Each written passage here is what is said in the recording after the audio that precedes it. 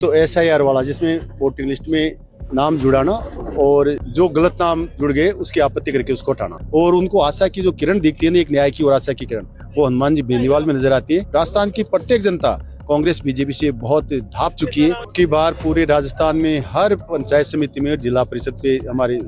CR-DR के चुनाव लड़े जाएंगे। राजस्थान का कई जिला में एक तरफा RLP हवेली और लोग उत्तम बोगरी दांतम आंगली गाल। त्रिकोणीय मुकाबला तो कहाँ होगा? कांग्रेस और बीजेपी। कांग्रेस बीजेपी की गोद में बैठ चुकी है, बीजेपी कांग्रेस की गोद में बैठ चुकी है। राजस्थान की राजनीति में अंधियारा छाता है, तब हनुमान बेनीवाल हुंकार भरता है और हनुमान बेनीवाल की धाड़ से पूरे राजस्थान की सत्ता के अंदर एक चौकन्ना हो जाता है कि कोई है जो जनता के लिए अन्याय के खिलाफ हमेशा से लड़ रहा है। इंग्लिश मीडियम के स्टूडेंट हो और RAS की तैयारी हिंदी मीडियम में एडजस्ट करके कर रहे हो? अब नहीं, जयपुर में इंग्लिश मीडियम RAS एस्पिरेंट्स के लिए है RAS only. Expert faculty, complete English study material, personal mentorship, regular practice, weekly doubt sessions. RAS only के साथ अपनी तैयारी शुरू करें।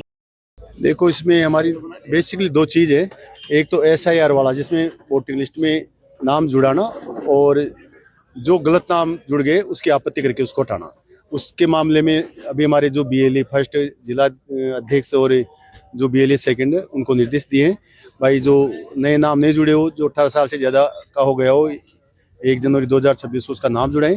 और जो आपत्ति की है नाम हटाने के लिए उसको आप परीक्षण करें और अगर अपना कार्यकर्ता कोई है उसका नाम अगर गलत हटाया जा रहा तो उसको वापस जुड़ाने का प्रयास करें। दूसरा, जो बूथ लेवल को मजबूत करने के लिए हमने BLA सेकंड की नियुक्तियां लगभग हमारी पूर्णता की ओर हैं और ये भी हमने BLA फर्स्ट को निर्देश दिए हैं कि BLA सेकंड को ये आदेशित करें कि प्रत्येक बूथ लेवल पे एक बूथ मैनेजमेंट कमेटी बनाए जिसमें कम से कम 10 लोग तो होने चाहिए, ताकि हर गांव ढाणी से हमारा मतदाता बूथ तक पहुंच सके और निष्पक्ष और तटस्थ मतदान करा सके। अब की बार पूरे राजस्थान में हर पंचायत समिति में, जिला परिषद पे हमारे CR-DR के चुनाव लड़े जाएंगे और अब की बार तो बाढ़ आ रही है दूसरी पार्टियों को, बीजेपी कांग्रेस को छोड़ के, और सभी जितने भी पुराने जो कार्यकर्ता हैं, वरिष्ठ कार्यकर्ता भी, जैसे हमें अभी जयपुर में देखा बीजेपी के जो बगरू के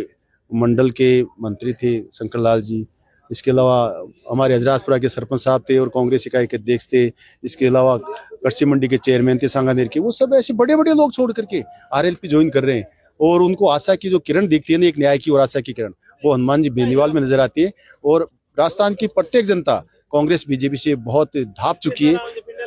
गले तक क्या मुंह तक पानी आ चुका है। अब सब उधर से विमुख हो गए हैं और RLP की तरफ सब अग्रसर हो रहे हैं और RLP में अच्छे कार्यकर्ताओं का स्वागत है ताकि वो RLP को मजबूत करें और आने वाले समय में हमारे हनुमान जी बेनीवाल एक जो न्याय के देवता है, राजस्थान के मुख्यमंत्री बने और जनता को एक न्याय प्रदान करें। और प्रभाती लाल जी, आगामी नगर निकाय के चुनाव भी जल्दी आ रहे हैं, पंचायत समिति के चुनाव, तो RLP क्या स्थिति रहेगी?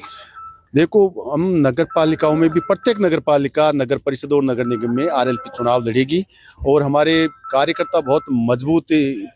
मजबूती से सामने आ रहे हैं। हम प्रत्येक वार्ड के अंदर पार्षद का चुनाव लड़ाएंगे और आप जल्दी देखोगे कि अप्रैल के महीने में अधिकतर नगर निकाय में RLP के चेयरमैन आपको नजर आएंगे। अब के बार डेगना में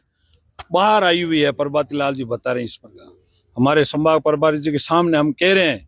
कि इस बार तो डेगना फतेह है और पूरा मंडल जीती और पूरा परिषद जीती और नगर पालिका पर और राजस्थान का कई जिंदाबाद, राजस्थान का कई जिला में एक तरफा RLP हवेली और लोग उत्तम बोगरी दांतम आंगली गाल। अब मैं घोषणा करा प्रभाती लाल जी मगर संभाग प्रभारी जी के समक्ष, RLP हनुमान जी बेनीवाल। देखिए, आज जिला स्तरीय सम्मेलन में BLA फर्स्ट और BLA सेकंड सहित RLP को दिल से चाहने वाला हर एक कार्यकर्ता उपस्थित रहे और सारे हमारे संभाग के प्रभारी प्रभाती लाल जी के निर्देशन में आज हमने ये संकल्प लिया है कि आने वाले पंचायती राज चुनाव में RLP मजबूती से मैदान में होगी और दोनों पार्टियों को पछाड़ के RLP एक नंबर पे रहेगी। नागौर जिले में RLP के कई प्रधान बनेंगे, प्रमुख भी बनेंगे और RLP हर एक दृष्टि से आम आदमी की अब है वो आवाज बन चुकी है। आम आदमी गांव गली जहां भी हम खेत खलियान में जाते हैं, सारे लोग कह रहे हैं कि अब आखिरी उम्मीद RLP से है और इस बार RLP की ओर पूरा आम जनता का समर्थन है। इस बार पंचायत के चुनाव में RLP अपना परचम लहराएगी। प्रभाती लाल जी के निर्देशन में आज इन्होंने जो सुझाव दिए, जो निर्देश दिए हैं, बूथ लेवल पे एक बूथ मैनेजमेंट कमेटी बनेगी, बूथ का प्रभारी, और ये सारी चीजें जो प्रत्येक बूथ पे हर एक बूथ को मजबूत करना है, इसके लिए हम सारे लोग काम करेंगे। हमारा बूथ सबसे मजबूत हो, इसी आशय के साथ हम आगे बढ़ेंगे। हमारा प्रत्येक बूथ पे हमारे कार्यकर्ता खूब है। आरएलपी के पास कार्यकर्ताओं की फौज है और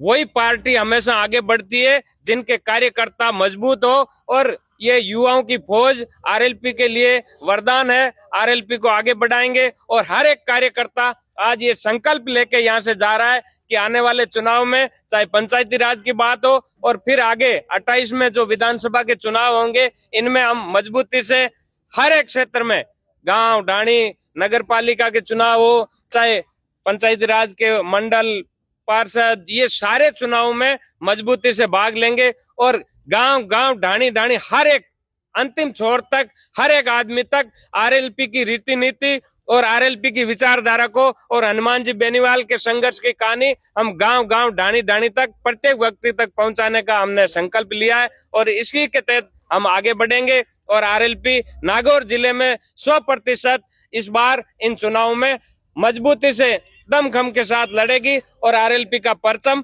लहराएंगे। 100% बनेंगे। और ये जो पंचायत चुनाव है, ये एक तरह से जो गाँवों की जो सरकार बनेगी वो निश्चित रूप से आरएलपी की बनेगी, क्योंकि ग्रामीण क्षेत्र में किसान आम आवाम जो भी है वो आरएलपी की तरफ मूव कर चुका है और उनका पूरा भरोसा है कि आरएलपी का जो नेतृत्व है, मजबूत नेतृत्व है, और वो कहीं भी अन्याय और अत्याचार होता है तो उसमें अगर मजबूत आवाज उठती है तो हनुमान जी भाई साहब की उठती है और उनको आदर्श मानकर निश्चित रूप से गाँव की पब्लिक इसमें मजबूती से वोट करेगी और गाँव की जो सरकार है वो आरएलपी की सरकार बनेगी, उसमें कोई रोक नहीं सकता। त्रिकोणीय मुकाबला तो कहाँ होगा, कांग्रेस और बीजेपी। कांग्रेस बीजेपी की गोद में बैठ चुकी है, बीजेपी कांग्रेस की गोद में बैठ चुकी है। कांग्रेस में कहीं कुछ खत्म हो गई अपने आप। कांग्रेस और भाजपा का तो कुछ रहा ही नहीं। अभी अगर गांव में हम जहाँ जहाँ घूम रहे हैं, फील्ड में हमें एक ही आवाज दिखती है कि नहीं भाई, वास्तव में अगर मजबूती से अगर कोई लड़ रहा है, विपक्ष की कोई भूमिका में अगर कोई लड़ रहा है तो केवल आरएलपी पार्टी, आरएलपी के कार्यकर्ता और आरएलपी का जो सीनियर नेतृत्व वही लड़ते हुए दिखाई दे रहा है। बाकी तो कोई बोल ही नहीं रहे, सारे के सारे लोग चुप हो गए। हाँ, तो उसमें आप देखिए कांग्रेस से जो यहाँ मौजूद पूर्व मंत्री थी मंजू मेघवाल, या अभी जो भाजपा से मौजूदा मंत्री है मंजू बागमार, किसानों के पक्ष में उनका कोई स्टेटमेंट नहीं आ रहा। किसानों पर किस तरह से अन्याय और अत्याचार हुआ, 137 दिन उनको धरने पर बैठना पड़ा और उसके बाद में उनको लास्ट में हुआ कि लाठी चार्ज करके उठाया। क्यों उठाया? कि ये दोनों को दोनों जेएसडब्ल्यू के गोद में बैठी हुई थी, उनसे मिली हुई थी, उनसे बड़ा पैकेज ले रखा था और सबको पता है ये मंजू बागमार जो भी मौजूदा मंत्री है, इसको एक कैंटीन का टेंडर दे दिया, उसमें वो केवल उस टेंडर के चक्कर में वहां बैठी है, किसानों के पक्ष में नहीं बोले। 137 दिन में आकर किसानों को ये भी नहीं पूछा कि भाई आप यहाँ क्यों बैठे हो। अभी कंपनी का एक कन्वेयर बेल्ट का काम चल रहा है। कन्वेयर बेल्ट में कुछ जमीनें जो बीच में आ रही है उसमें किसानों की रहवासी ढाणियां भी है, तो कंपनी के लोगों ने, अधिकारियों ने किसानों को बुलाकर उनसे वार्ता की कि भाई हमें ये जमीन चाहिए। उन्होंने कहा कि हमारे पास इस जमीन के अलावा दूसरी जमीन नहीं है, हमारी तो रहवासी ढाणियां बनी हुई है, तो ये जमीन हम खाली नहीं करेंगे। तो आपने देखा होगा किस तरह से जेसीबी के माध्यम से उन ढाणियों को मतलब खुर्द-बुर्द कर दिया। उनके जो वो रहवासी मकान के अलावा जो ढाबे वगैरह रखे हुए थे पास में कोई सामान रखने के, उनको दबा दबा के जेसीबी के बुकेट से और किस तरह से तहस नहस कर दिया। उसके बावजूद कोई नहीं बोला। वहाँ मौके पर मैं गया था और मैंने कहा मैं दोबारा से भी अगर आपको आंदोलन की जरूरत पड़ेगी तो आपका भाई आपके साथ खड़ा मिलेगा, मैं पीठ दिखाकर नहीं भागूंगा,